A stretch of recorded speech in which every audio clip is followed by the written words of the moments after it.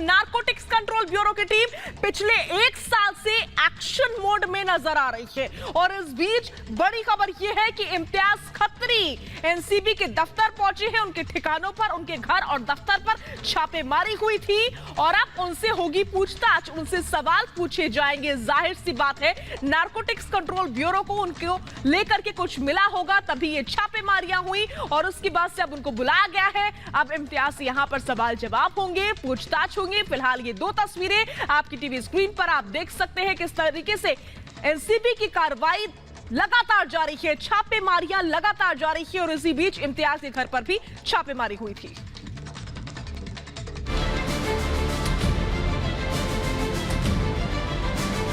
Mumbai cruise drugs मामले में जैसे जैसे जांच आगे बढ़ रही है, एक एक कर बड़ी मछलियां एनसीबी के शिकंजे में फंसती जा रही है।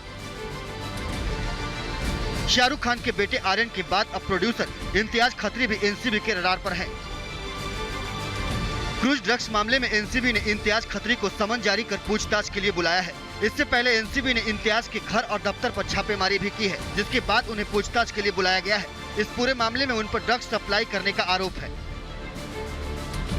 आपको बता दें कि इम्तियाज का बॉलीवुड के कई बड़े सितारों के साथ कनेक्शन है। वहीं उनका नाम सुशांत सिंह राजपूत मामले में भी आ चुका है। सुशांत सिंह राजपूत की पूर्व मैनेजर ने अपने बयान में किसी खत्री नाम के शख्स का जिक्र करते हुए सुशांत के ड्रग्स सप्लाई करने की बात कही थी। हालांकि तब उन्होंने खत्री का पूरा नाम पता होने से इनकार किया था। वहीं अब क्रूज ड्रग्स मामले में भी इम्तियाज खत्री की संदिग्ध भूमिका जांच के दायरे में है।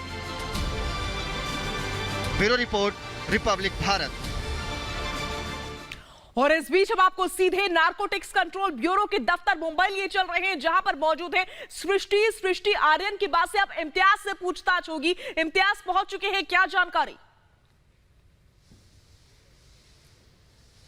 बिल्कुल शाजिया, देखिए एनसीबी के दफ्तर के बाहर हम मौजूद हैं और इम्तियाज खत्री जो कि फिल्म निर्माता हैं, सुबह ही छापेमारी इनके घर और दफ्तर पर की गई, लेकिन अपडेट वहां से ये मिला कि कोई ड्रग्स या कोई भी ऐसी संदिग्ध चीज उनके घर से बरामद नहीं की गई, लेकिन उनका कनेक्शन इस पूरे केस से शाजिया निकलकर सामने आया है। इसीलिए इम्तियाज खत्री को समन भेजा गया था। 12 बजे के समय समीर वानखेड़े पहुंचते हैं और उसके बाद में इम्तियाज खत्री भी 12 बजे के करीब यहाँ पर पहुंच जाते हैं। तस्वीरें आपको हम एनसीबी दफ्तर की यहाँ लगातार दिखा रहे हैं कि इम्तियाज खत्री अंदर मौजूद है, उनसे पूछताछ लगातार जारी है। आर्यन खान को जिस तरीके से जेल हुई, आपने देखा कि कल की रात आर्यन खान ने जेल में बिताई है और कल भी एनसीबी ने जब वो बेल एप्लीकेशन को लेकर उन्होंने अपना रिप्लाई फाइल किया था, तो दलीलों में एनसीबी की ओर से बार बार यही कहा गया था कि नेक्सस अभी बड़ा है और पूछताछ में कई खुलासे हो चुके हैं, कई लोगों के नाम अभी सामने आना बाकी है और ये इन्वेस्टिगेशन अभी शुरुआती दौर में है, ये पूरी नहीं हुई है। इसीलिए जरूरी है कि आर्यन खान की इस बेल को रिजेक्ट किया जाए और वही हमने देखा कि कोर्ट ने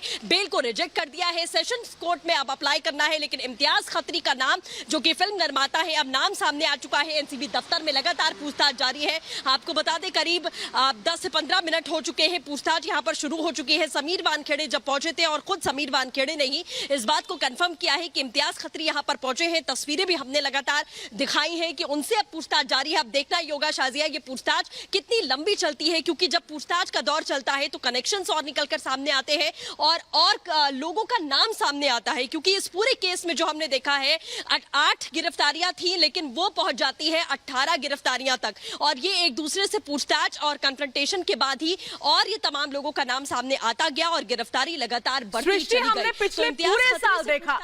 पिछले पूरे साल देखा कि किस तरीके से नारकोटिक्स कंट्रोल ब्यूरो की टीम एक्शन मोड में रही और कड़ियों को जोड़ते हुए एक के बाद एक कदम बढ़ाए हैं नारकोटिक्स कंट्रोल ब्यूरो की टीम ने। इम्तियाज से पूछताछ हो रही है, आगे कई और लोगों से भी पूछताछ हम मानकर चले।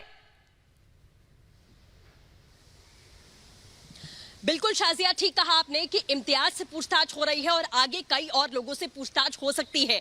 बेल एप्लीकेशन के वक्त में जब अप्लाई किया गया था, एनसीबी ने मजबूती के साथ में ये बात कही थी कि अभी कड़ियां जोड़नी है, अभी और लोगों से पूछताछ जारी है, क्योंकि उनके पास में ठोस सबूत है। उन्होंने एक सबूत का जिक्र भी कल कोर्ट में किया, वो था व्हाट्सएप चैट जो आर्यन और अचित के बीच में हुआ था। उसमें उन्होंने साफ तौर पर कहा कि इसमें एक बड़ा नेक्सस है, ड्रग ट्रैफिकिंग का पूरा मामला है और चूंकि एकदम शुरुआती दौर में ये केस है और हम लगातार अभी पूछताछ कर रहे हैं, छापेमारियों का दौर लगातार जारी है, अलग अलग कोने में मुंबई के छापेमारी लगातार एनसीबी ने की है, तो अभी आप ये बेल नहीं दे सकते। इसी आधार पर शाजिया, इन्हीं दलीलों के जरिए एनसीबी को ये बड़ी कामयाबी मिली और कल आर्यन खान की जो बेल थी वो रिजेक्ट होती है, क्योंकि उनका यही मानना था, उनके पास में ठोस सबूतों के आधार पर कहा गया कि अभी और लोगों से हमें पूछताछ करनी है, क्योंकि पूरा नेक्सस जो है ये बहुत बड़ा है, ये छोटा मोटा नेक्सस नहीं है जो ऐसी बड़ी बड़ी पार्टीज में जो लोग ड्रग सप्लाई करते हैं, जो लोग इसमें इन्वॉल्व होते हैं, उन सभी को हमें बिल में से निकालना है और ये बड़ी कार्रवाई हमें अभी करनी है।